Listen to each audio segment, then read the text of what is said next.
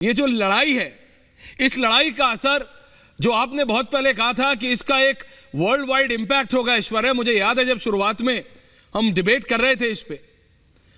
अब जनरल साहब उसका असर दिखने लगा है, यहां तक कि आपकी और मेरी थाली तक उसका असर पहुंच गया है। आम जनता जो देख रही है उसकी थाली तक। सर, चावल भारत 40% एक्सपोर्ट करता था, इस जंग के चलते बंद करना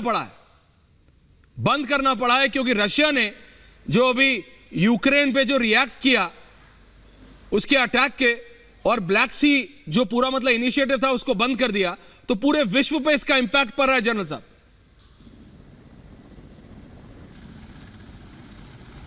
देखिए ऐश्वर्या, बिल्कुल बात ऐसी है कि ये जो रशिया यूक्रेन वॉर है अब एक निर्णायक दर्जे पे आ गया है।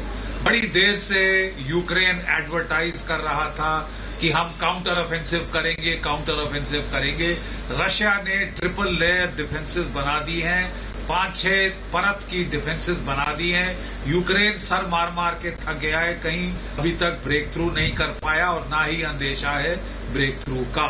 इसके बरखिलाफ रूस का जो कोई काउंटर ऑफेंसिव है 1 लाख की फौज से, वो खार्किव के इलाके की तरफ अब बढ़ना शुरू हो गया है।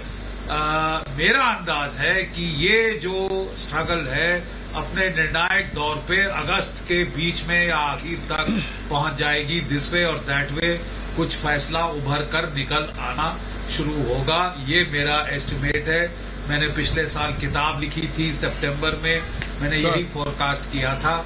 अभी तक मैं अपने फोरकास्ट पे कायम हूं। अब ये चीज कॉम्प्लिकेट इसलिए हुई है कि जैसे आपने बिल्कुल सही फरमाया कि रशिया और यूक्रेन दोनों मिलकर दुनिया की ग्रैनरी हैं। जो वीट एक्सपोर्ट होता है उसका कोई आप समझ लीजिए 50% तो ये दोनों देश मिलकर एक्सपोर्ट कर रहे थे पूरी दुनिया को। और खासकर जो कि गरीब मुल्क हैं अफ्रीका के अंदर, खासकर सूडान, सोमालिया, अल्जीरिया इत्यादि, ये तो बिल्कुल ग्रेन टू माउथ शिपमेंट पे थे, जैसे कि हमारा हाल होता था 1971 के।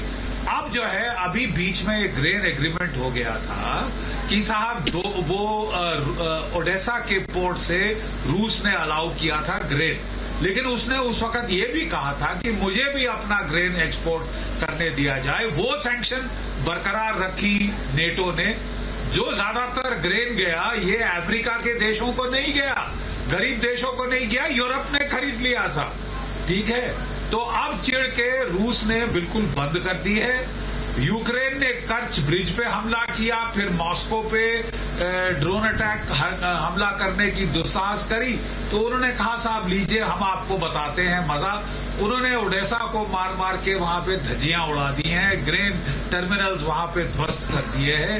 अब प्रॉब्लम यह है कि ग्रेन पहुंचाना मुश्किल हो गया है। यूक्रेन से तो अब बिल्कुल नहीं जा रहा जनरल साहब।